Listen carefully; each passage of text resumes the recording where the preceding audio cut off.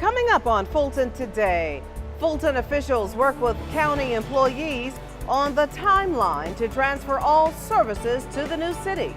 The latest South Fulton transition meeting offers optimism to the remaining county employees awaiting their official transition date. I'm Brian Robinson, and I'll have that story coming up. And the county's fire chief is honored to be appointed to a new role. That and more starts right now on Fulton Today.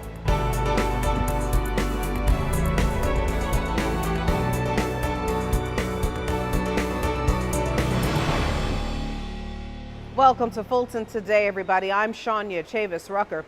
It's been over 3 months since the city of South Fulton became its own municipality.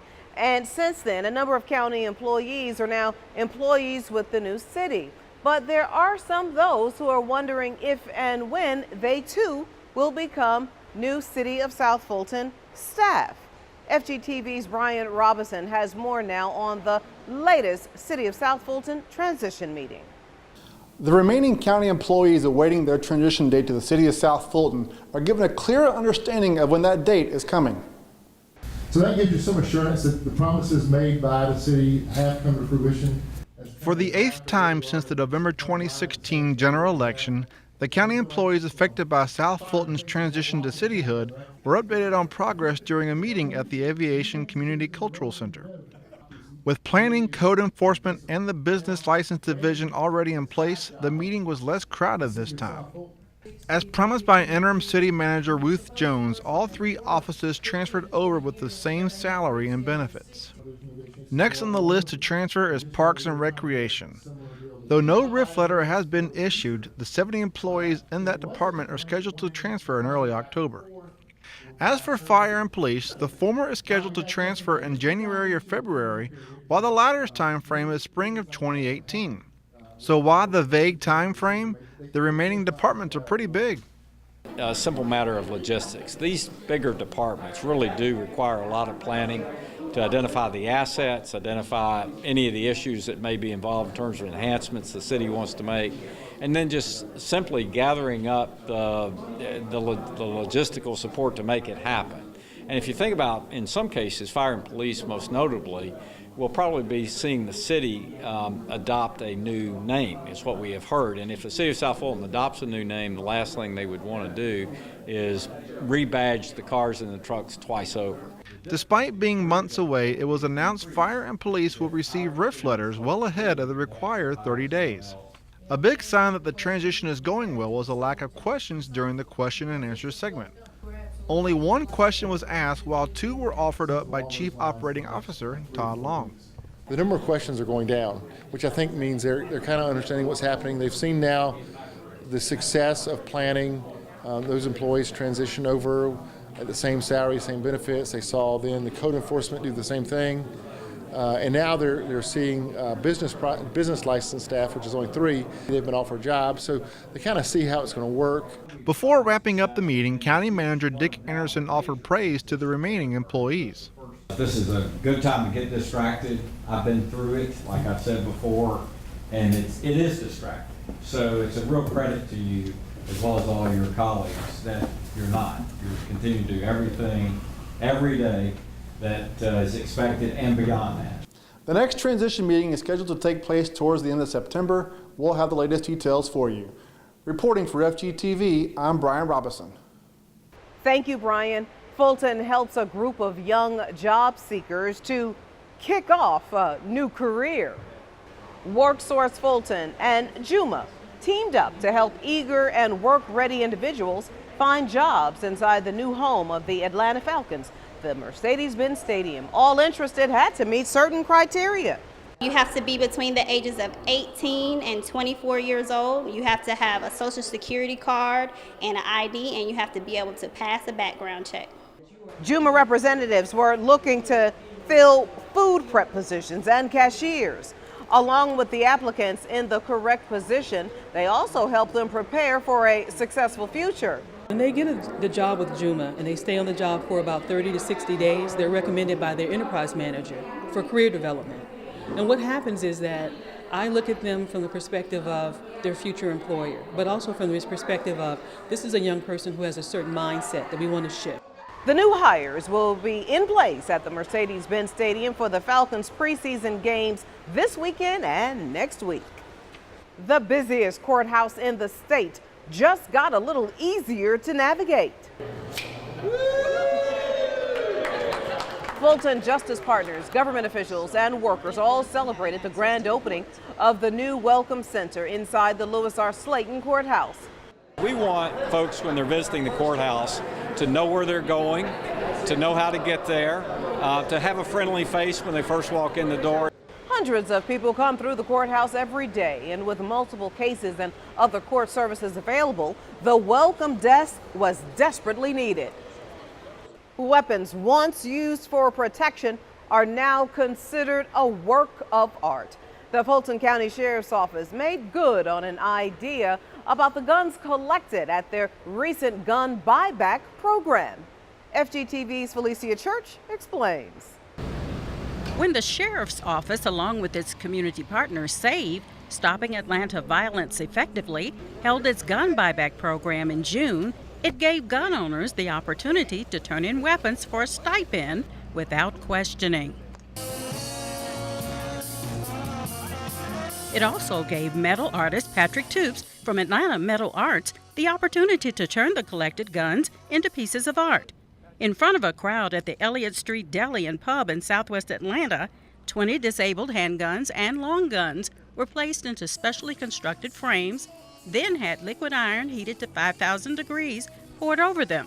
They were then turned into large pieces of art, weighing no more than 100 pounds and suitable to hang on a wall. Understanding that all these guns are slated for destruction, we can take these pieces and we can make a piece of art out of them and destroy them at the same time. In doing research, we found that around the country, other municipalities, other agencies were doing something similar, and they called it weapons of mass creation.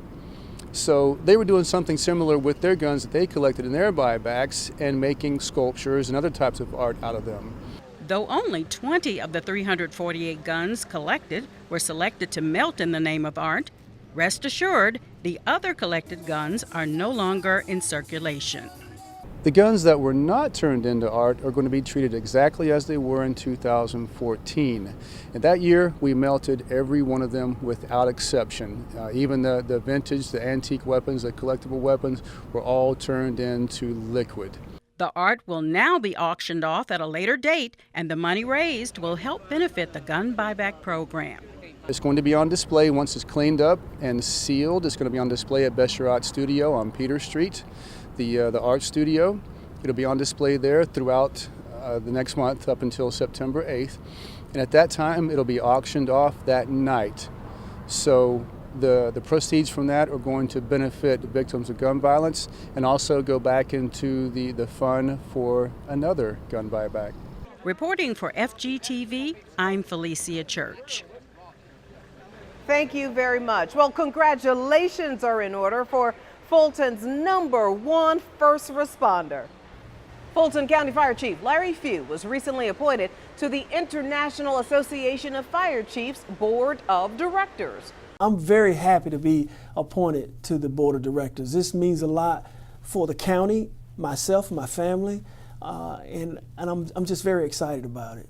According to the appointment letter from the president of the IAFC, Chief Few will serve a 3-year term as the Metro Chiefs representative on the board.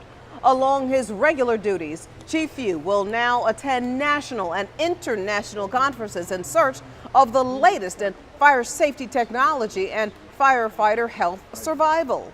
There's some technology that is being developed here that is very, very useful in Europe, as well as there's some technology that's being developed in Europe that we bring across here. Chief Few was president of the Metropolitan Fire Chiefs Association from 2014 to 2015. The International Association of Fire Chiefs represents the leadership of firefighters and emergency responders worldwide.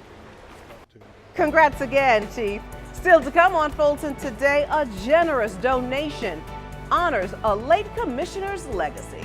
We'll share the details in our district-by-district coverage next.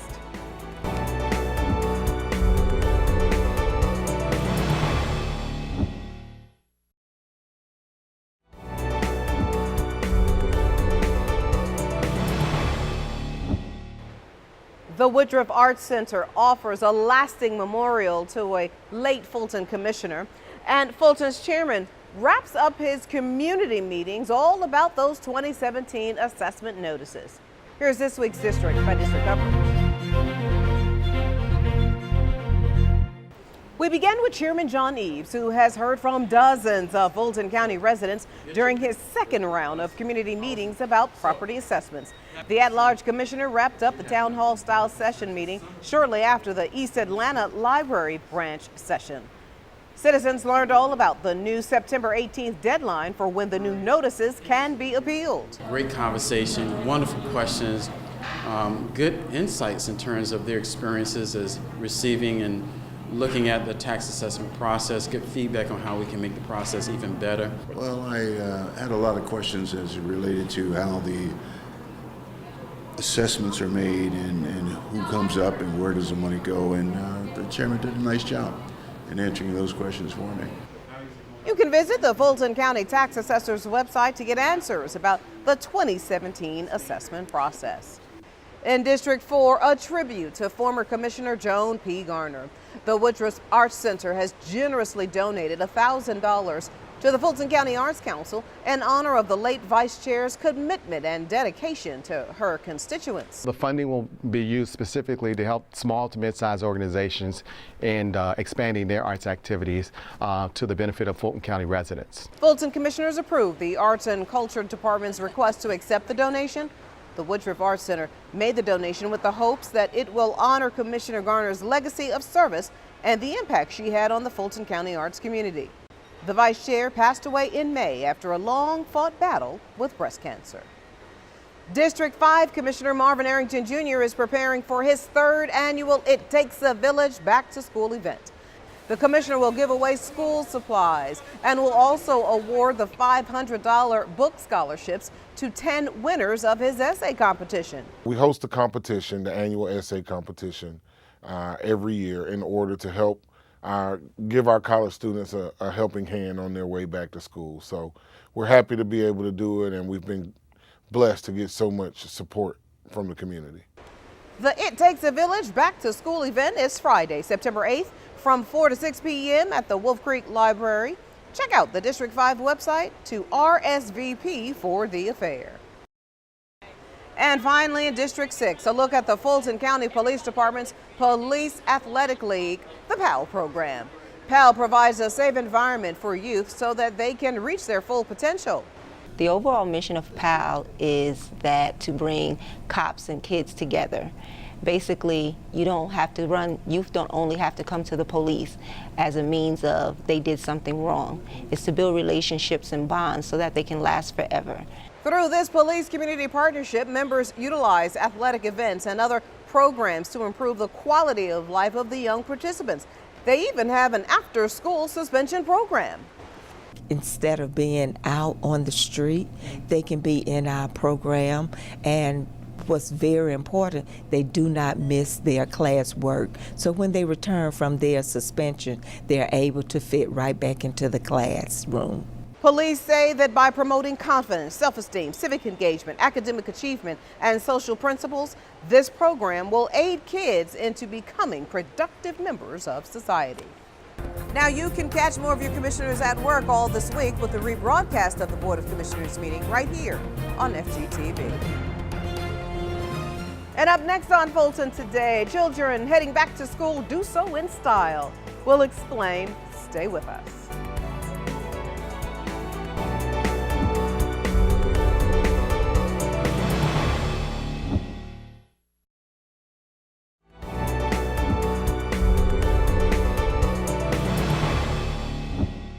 Fulton County joins one of its community partners to offer uniforms and haircuts for students heading back to class. And that free giveaway was well received. FGTV's Priscilla Ortega has the story. It was a blessing that many parents standing in this line at the Oak Hill Child, Adolescent, and Family Center did not see coming, but a gift all of them deeply appreciated from a company called AmeriGroup.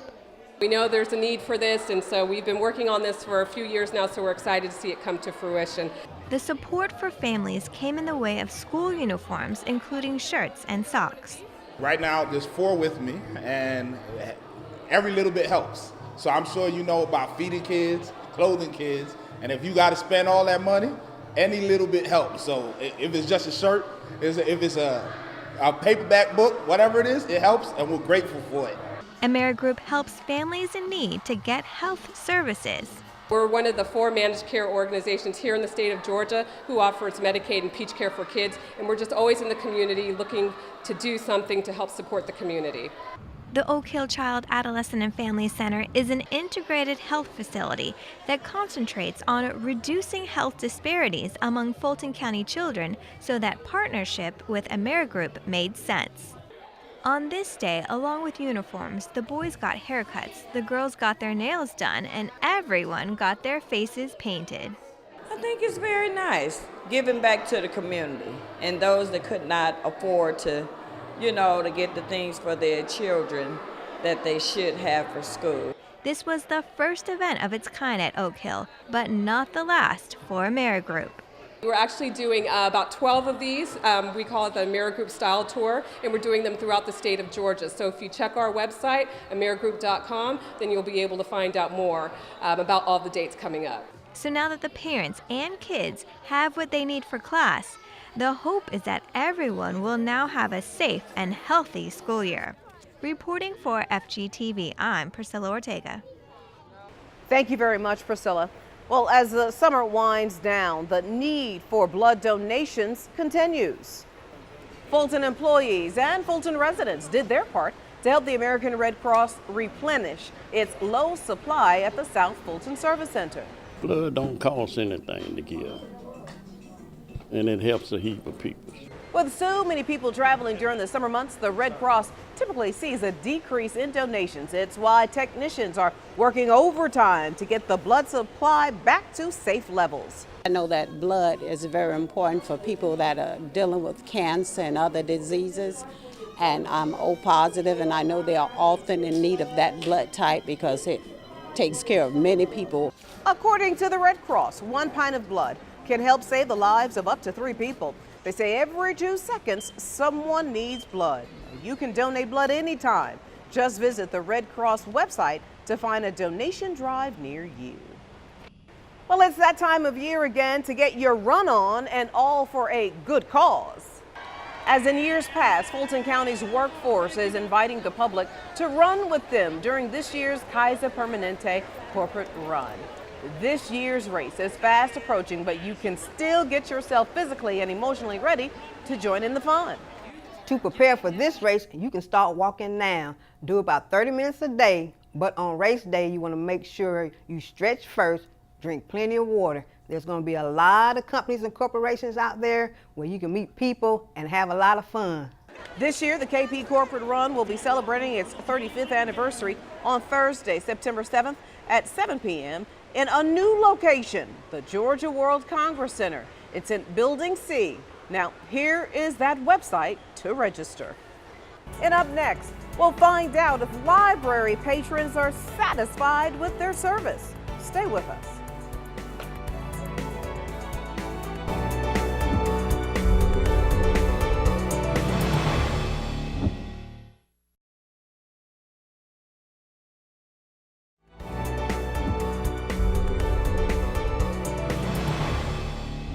Well, library officials wanted to hear from you, and you made your voices heard in record numbers.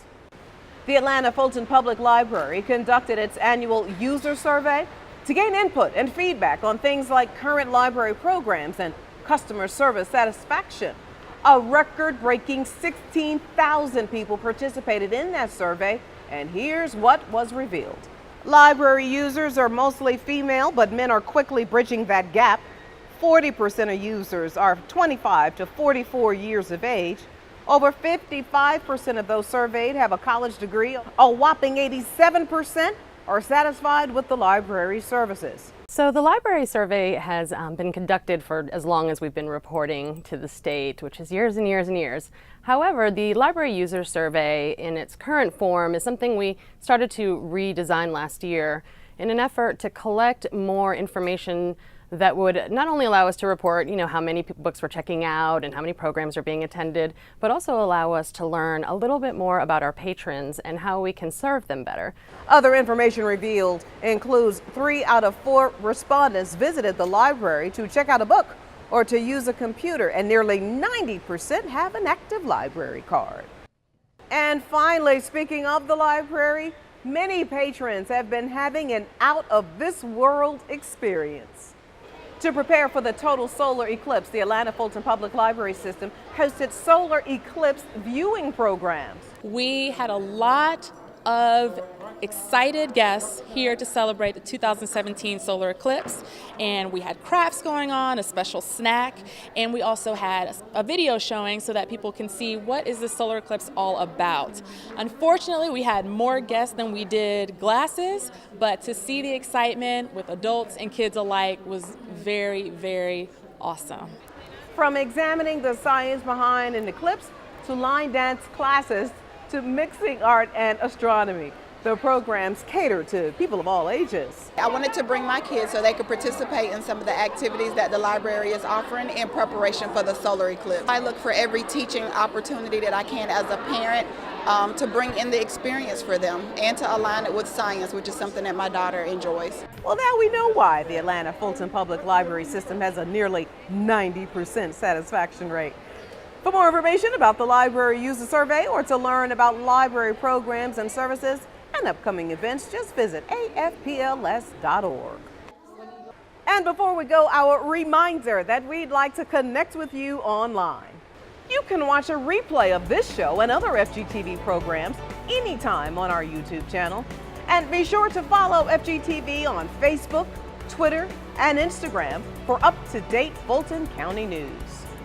Well, that does it for this edition of Fulton Today. I'm Shania Chavis-Rucker. Thank you so much for watching. Join us each week for news around and about Fulton County.